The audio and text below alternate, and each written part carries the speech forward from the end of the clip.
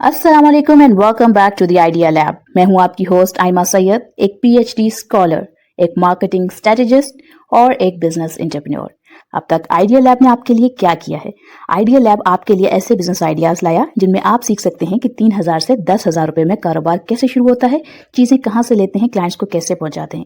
इसके ऊपर पूरी playlist free of cost available है चैनल पर। इसके अलावा हम ये देखते हैं कि जो companies internationally million, billion and trillion rupees कमाती हैं, वो किस प्रोडक्ट और सर्विस से कमाती हैं और आप उसे स्मॉल स्केल लेवल पर कैसे शुरू कर सकते हैं। आपकी इन्वेस्टमेंट आपके पैसिव अर्निंग का जरिया कैसे बनती है। स्टॉक्स क्या है, पीएसएक्स क्या है, पाकिस्तान स्टॉक एक्सचेंज पर आपकी गवर्नमेंट आपके पैसे सेफ कैसे रखती है, और इसके अलावा कंपनीज में इन्वेस्ट करने से पहले उनकी फंडामेंटल टेक्निकल एनालिसिस कैसे की जाती है, फाइनेंशियल स्टेटमेंट्स कैसे पढ़ी जाती हैं। मैं कोई फाइनेंशियल एडवाइजर नहीं, लेकिन मैंने अपनी जर्नी से जो कुछ सीखा आपके साथ शेयर करती हूँ ताकि आप आइडिया लैब के साथ ग्रो कर सकें। अस्सलाम वालेकुम। और आज हम आपके साथ जो टॉपिक डिस्कस करने वाले हैं वो है कि लॉन्ग टर्म इन्वेस्टमेंट के अंदर जो कंफ्यूजन पैदा होता है वो क्या है। आप अगर हर मंथ स्टॉक्स बाय करते हैं तो बाज़ औक़ात आपको देखने में मिलता है कि आपने पिछले महीने जिस रकम पर स्टॉक्स बाय किए थे, नेक्स्ट मंथ उससे ज़्यादा की रकम पर स्टॉक्स अवेलेबल होते हैं। तो क्या उस वक्त पर आपको स्टॉक्स खरीदने हैं या रुकना है?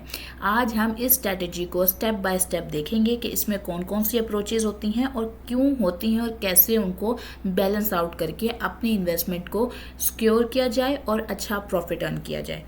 तो सबसे पहली बात यह है कि हम एक क्वेश्चन मेरे पास कमेंट्स में आया भी था, तो हम उसी को एक एग्जांपल लेकर आगे शुरू करेंगे। अगर कोई इन्वेस्टर 20,000 पर मंथ इन्वेस्ट करना चाहता है और उसने 7 से 8 कंपनीज जो हैं वो अपने लिए ऑलरेडी शॉर्टलिस्ट कर ली हैं अपनी फंडामेंटल एनालिसिस की बेसिस पे। फंडामेंटल एनालिसिस के अंदर आप दो तरह से एनालिसिस करते हैं। सबसे पहले आप देखते हैं कि कंपनी का जो बिजनेस है वो हलाल है, और फिर उसके बाद सेकेंडली आप देखते हैं कि कंपनी के जो फाइनेंशियल स्टेटमेंट्स हैं वो क्या हैं और माइक्रो और मैक्रो इन्फ्लुएंस क्या है कंपनी का।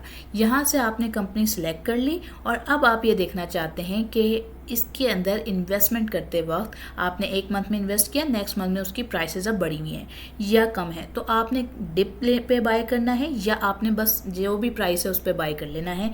अब ये समझते हैं, इसमें दो अप्रोचेस चलती हैं। पहली अप्रोच को आप कहते हैं मार्केट टाइमिंग, यानी वेट करना डिप का, और दूसरी अप्रोच का नाम होता है सिस्टमैटिक इन्वेस्टमेंट, जिसे आप मंथली खरीदारी को कह सकते हैं।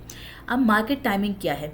मार्केट टाइमिंग ये होती है कि आप ये इस बात का वेट करते हैं कि किस टाइम पर जो मार्केट के वो स्टॉक्स डिप पे आएँ, यानी कि अपनी बाइंग वैल्यू से, आपकी बाइंग वैल्यू से उनकी प्राइस कम हो और आप वहाँ पर उन स्टॉक्स को ख़रीदें ताकि आपको लॉन्ग टर्म पे ज़्यादा प्रॉफिट हो सके। सो इसे आप कहते हैं मार्केट टाइमिंग का वेट करना।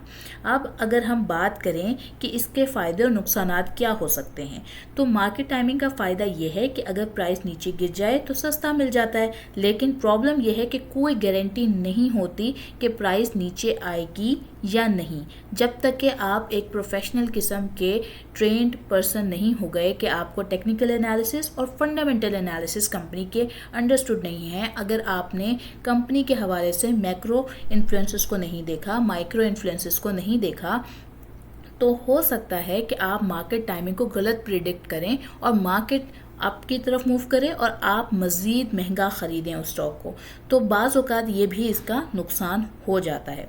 जैसे अगर अभी पिछले 1-1.5 हफ़्ते की या 2 हफ़्तों की बात करें तो एक के बाद एक अच्छी न्यूज़ आई जिसकी वजह से KSE 100 ने अपने टॉप पीक्स को टच किया, और वजह यही है कि इसके अब ऑब्वियसली मार्केट इसके बाद कहीं ना कहीं जाके कंसोलिडेट भी होगी, लेकिन मार्केट में जिन लोगों ने उस वक्त कह लें कि ज़्यादा प्राइसेस पे ख़रीदा होगा और आगे जाकर नुकसान हो सकता है, लेकिन बाज़ लोग उसको साथ साथ एवरेजिंग भी करते जाएंगे।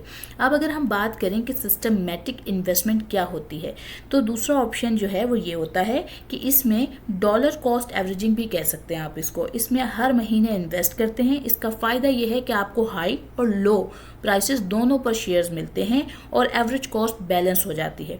बस कभी कभी मतलब कुछ महीनों में आपको जो स्टॉक्स की प्राइसेस होती हैं वो ज़्यादा मिल रही होती हैं और बाज़ औक़ात कम भी मिल रही होती हैं।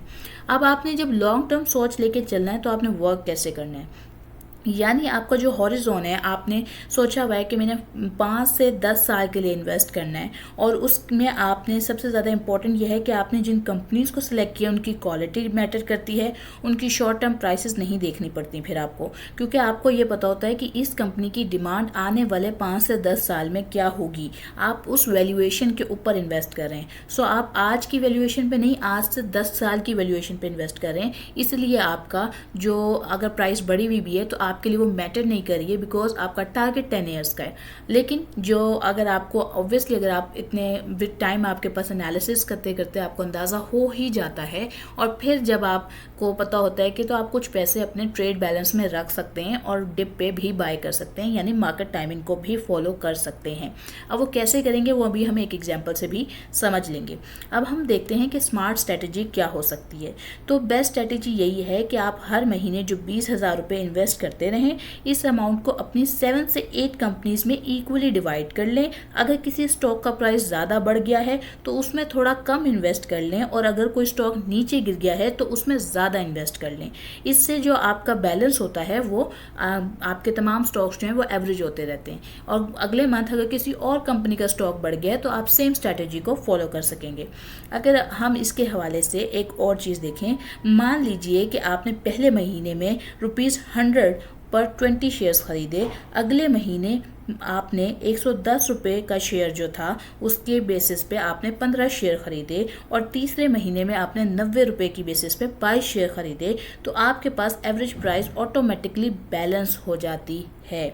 अच्छा, आपने जो है ना अवॉइड करना है मार्केट टाइमिंग को ज़्यादा टाइम के लिए। यानी अगर आपको लग रहा है कि मैंने ट्रेड बैलेंस में पैसे रखे हुए हैं और आप मार्केट टाइमिंग का वेट कर रहे हैं, और आप कोई बिगिनर हैं और आपको अंदाज़ा नहीं है कि मार्केट किस तरह से मूव करती है या स्टॉक्स किस कंपनी के किस तरीके से मूव करते हैं, तो ज़्यादा देर तक उन पैसों को होल्ड करके रखना जबकि प्राइस ऊपर जा रही हो, ये नुकसान का बाइस हो सकता है। और इसी तरह आपने 6 से 12 महीने में अपनी उन कंपनीज़ को, उनके एनालिटिक्स को, उनकी तमाम फाइनेंशियल स्टेटमेंट्स को, उनकी अर्निंग्स को, उनकी डिविडेंड को, उनकी ग्रोथ को मॉनिटर करते रहना है। बाज़ औक़ात 6 मंथ्स या 12 मंथ्स में आपको अगर किसी कंपनी के अंदर कोई मसाइल नज़र आते हैं तो फिर आप उसको क्विट करके किसी और कंपनी की तरफ भी मूव कर सकते हैं। और अगर हम बात करें कि आपने जो एवरेज कॉस्टिंग कर ली, इसके अलावा आपने किन मिस्टेक्स को जो है वो अवॉइड करना है। सबसे बड़ी गलती जो लोग अक्सर करते हैं वो होता है कि लॉन्ग वेट करना, यानी कि वो अपनी इन्वेस्टमेंट जो राइट इन्वेस्टमेंट का टाइम होता है वो मिस कर देते हैं, या फिर शॉर्ट टर्म मार्केट टाइमिंग करते हैं जो रिस्की हो सकती है। एक और गलती ये है कि 1-2 स्टॉक्स में डाल देते हैं सारे पैसे, यानी हम डाइवर्सिफाई नहीं करते हैं। तो ऑब्वियसली आपको कम से कम 5 से 7 स्टॉक्स लेके चलने चाहिए ताकि आपकी जो पोर्टफोलियो है वो डाइवर्सिफाई रहे। और बाज़ औक़ात आप अपनी जो आपकी जो पोर्टफोलियो होती है उसमें से आप 70% जो है वो आप ऐसे स्टॉक्स में डालें जो आपको पता है कि आपने 5 से 10 साल के लिए इन्वेस्ट किया है, और आप साथ साथ स्विंग ट्रेडिंग अगर करना चाहते हैं यानी मार्केट टाइमिंग के बेसिस पे, उनके लिए भी आप कुछ कंपनीज सेलेक्ट कर सकते हैं और उसमें भी इन्वेस्ट कर सकते हैं। आज के हवाले से अगर मैं ये तमाम बातों को फाइनलाइज करूं आपके लिए, तो वो यही है कि जब आप लॉन्ग टर्म के लिए इन्वेस्ट कर रहे हैं तो आपको जो है मंथली इन्वेस्ट करना है। आप थोड़े देर का वेट कर सकते हैं, यानी वीक अगर आप बिगिनर हैं तो आप 1 से 2 दिन या 4 दिन का वेट कर लें या 10 दिन का वेट कर लें अगर आपको कंपनी के एनालिसिस नहीं करने आते हैं। और अगर आपको कंपनी एनालिसिस किए हुए और आपको पता है कि कंपनी ने डाउन पे आना है तो फिर वो तो आपको ऑलरेडी पता ही है कि मार्केट टाइमिंग कैसे वर्क करेगी। और अगर आपको ये लगता है कि जो है ये मेरा राइट टाइम मिस हो जाएगा, तो बस फिर आप अपनी जो जैसे इंडेक्स इन्वेस्टिंग होती है उस तरीके से अपने फंड्स को इन्वेस्ट करते रहें, और इंशाअल्लाह 5 से 10 साल में आपके प्रॉफिट्स इंडेक्स को मैच करते जाएंगे। और उम्मीद करती हूँ आपको आज की वीडियो अच्छी लगी होगी। आपने चैनल को लाइक किया होगा, शेयर किया होगा, सब्सक्राइब किया होगा।